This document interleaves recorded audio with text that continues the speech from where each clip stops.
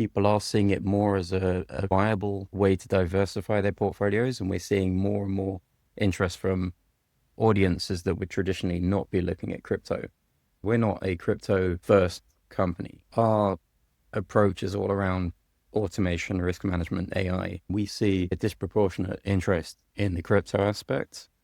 So there is a huge movement of people looking to get into tax-efficient ways to access crypto. Welcome to Money Never Sleeps. Sharp riffs, big ideas, and real insights from smart people. I'm Pete Townsend. Let's go. Money never sleeps, pal.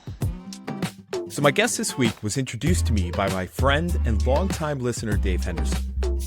We originally planned a joint episode on crypto exchange-traded products, or ETPs, with Alex Pollock from 21 Shares, who you'll know from episode 308. But we decided that two solo conversations would do better justice to what each of them bring to the table. Dan Gold is founder and CEO of Stratiphy. Dan, welcome to Money Never Sleeps. Thank you for having me. So listen, Dan, walk me through the sequence here. Now, from what I know, the UK FCA, they lifted the ban on retail crypto ETPs, or exchange-traded products. And then the HMRC closed the stock and shares ISA, or individual savings account, which is a tax-efficient account for UK residents. And they closed that route at the start of this tax year. Did that catch the market off guard? And why do you think that no mainstream platform has moved to offer this special innovative finance ISA alongside crypto ETP access? Yeah, it's a great question. I think, to cut to the chase, I think it did catch the market off guard. So in terms of the timeline, the FCA had de-restricted retail access to crypto ETNs in October last year. And then HMRC said that people can invest into those crypto ETNs in ISA until the end of the tax year. And that is one of the main benefits of investing into a crypto ETN rather than buying crypto directly. There was a lot of uncertainty about what would happen after the end of the tax year, if they'd be allowed at all inside ISAs. Eventually, the HMRC said that these could be bought inside innovative finance ISAs, if ISAs. Lesser known type of ISA is less popular. It's mainly used for peer-to-peer lending platforms, crowdfunding. To the best of our knowledge, it's not used by any investment platforms. There was a big question mark about whether anyone was going to even offer this inside an ISA. And so the route to tax-efficient investing into crypto was uncertain. We were looking into offering it. We, like everyone else, had to assess whether we could do this, whether we could take on board the regulatory complexity, the operational complexity. It is something we were comfortable with, and we now have introduced that. But to the best of our knowledge, no one else in the market has offered this, and that puts us in a pretty unique position in the market, being able to offer crypto ETNs in a tax-efficient way. Do you think there is some more education that needs to be done here with the independent financial advisors? There's more education needed across the board. I think people are only now getting to grips with what the product is. Now, the fact that it's been given its blessing by the FCA, people are only now starting to take it seriously in that sort of sphere. And they just need time to come around to the new reality that it's a viable alternative for them.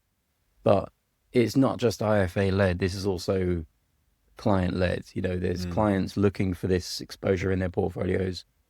So the IFAs will get on board, whether they like it or not. It is going to become more and more part of the mainstream. And your model covers both self-directed investors and also discretionary managed strategies. People design their own approach and Stratiphy executes it automatically. So that toolkit framing suggests that this is portfolio construction thinking, not a punt. Is that who's showing up? That's exactly how we're trying to pitch the product. We're trying to bring sophisticated investment techniques that we've learned from years of expertise in the industry, and trying to make that accessible, low cost, and kind of enjoyable to use for the mainstream market. So trying to introduce proper portfolio construction, proper risk management into people's portfolios. And we're trying to make a flexible toolkit that people can invest however they want, whether that's stocks, ETFs, ETNs, everything. So we're trying to appeal to that broad segment of the market, and offering crypto inside those portfolios is a natural progression for us. because it's a very exciting and uncorrelated asset class, a very interesting way to get diversification in your portfolio. There's two aspects to this. We're bringing these assets to our traditional investor base, but we're also attracting a newer investor base now who are crypto focused. So I'd say our base is diversifying, but across the board, if we can focus on embedding those sophisticated risk management techniques across all portfolios, I think we'd be doing our clients a service. Speaking of last week, I was in London last week speaking with someone who's been building tokenized fund infrastructure for 5 years. Tokenized fund infrastructure uses crypto rails, right? And this individual still thinks that Bitcoin is worthless. My view on Bitcoin specifically, and this is not investment advice, and I just wanted to tag that, is that there's real scarcity. It's a decentralized network doing real work, and it has macro sensitivity. And this is an asset that is part of the global asset allocation program of institutional investors all over the world. That is the point that I made to my friend in London, but I'm not sure if he wanted to listen or not. So do you think that UK retail perception needs to shift for this product to reach its potential? And do you think it's shifting?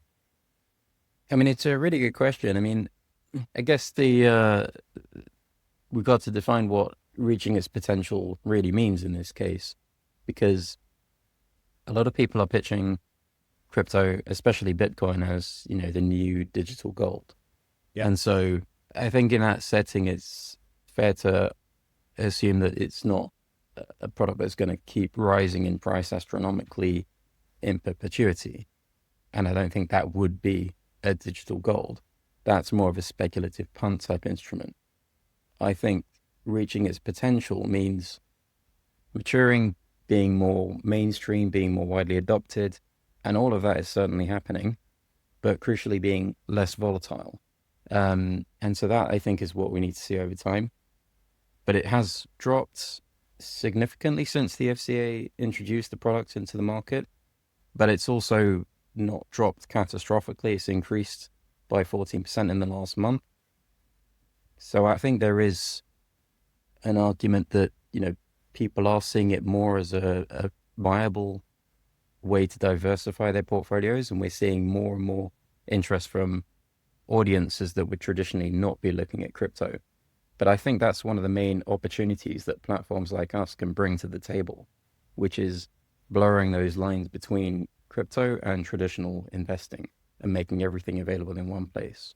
As you mentioned, it is down since FCA lifted the ban. Now, the FT article about Stratiphy, or about this specific opportunity in the market, it frames the current context as bad timing for your launch. But I would flip it. If the cycle holds and what's happened before with Bitcoin continues, that this is exactly when to build the infrastructure. What does launching into a downturn tell you about who your real customers are? I mean, you can't control the market. You launch at the time you launch, and the market does what it does. You roll with the punches. I don't think launching into a down market is a bad thing necessarily. I agree with you. That's probably the time when you may be getting good value for money. And so there are people who are taking an opportunity and buying, but there's obviously less hype and less excitement around the product in that environment. So it really depends on people's views around the long-term opportunity of crypto. I would point out, I guess, that a lot of the uncertainty around the product has been removed in the last couple of years. You've got backing of many regulators across the globe. The UK is now falling into line with what the European regulators were offering. The US is behind crypto. So all of that uncertainty has been removed. So that might be an indication that volatility will reduce in the future. And we're seeing people are taking that opportunity for that reason. Okay. Where do you think Stratiphy goes from here? Do you think it's going to be more exchange-traded notes or exchange-traded products, more asset classes, partnerships with independent financial advisors? And what do you think needs to happen for UK retail volumes to close the gap with what we're seeing for ETNs or exchange traded products on something like Deutsche Börse? We've got a huge pipeline that we're working through in terms of enhancing the product and releasing more to our customers. We're really looking to build on that partnership we have with 21 Shares. They are one of the most innovative providers in the market. They've just launched Bold, which is a combination of gold and Bitcoin in the same ETF, the first hybrid commodity and crypto ETN. And so we'll be offering that product and looking to enhance that offering through that. But other partnerships are certainly on the table. We're talking to IFAs, and embedding in that network is going to be important for our growth, launching business accounts. So I think all of these things in combination are going to help increase our volumes and close that gap with traditional ETFs and ETCs. Driving your wedge into a market, this is start with your ideal customer profile. It sounds like you've identified who that is and that you're building around them, and then we'll build additional routes to market. I think so. And I think we're in quite an interesting place to comment on this whole movement as well, because we're not a crypto first company. Our approach is all around automation, risk management, AI. The fact that we can offer this across the spectrum in traditional products and crypto gives us a unique perspective. And we see, I'd say, a disproportionate interest in the crypto aspects. So there is a huge movement of people looking to get into an effects efficient way to access crypto. So I think that's a good sign for the future. Yeah, definitely is. Well, Dan, listen, thank you for jumping in to talk about this with me. What's the best way for people to get in touch with you and learn more about Stratiphy? You can get in touch with me on LinkedIn, and you can learn about Stratiphy at our website, www.stratify.io, and you can download our app from the App and Play stores. Fantastic. Thank you so much, Dan. Thank you very much. Till next time, everyone, thanks for watching and listening. And don't forget to follow or subscribe wherever you get your podcast. Helps others to find the show, and it means a heck of a lot to me. Till next time, see ya.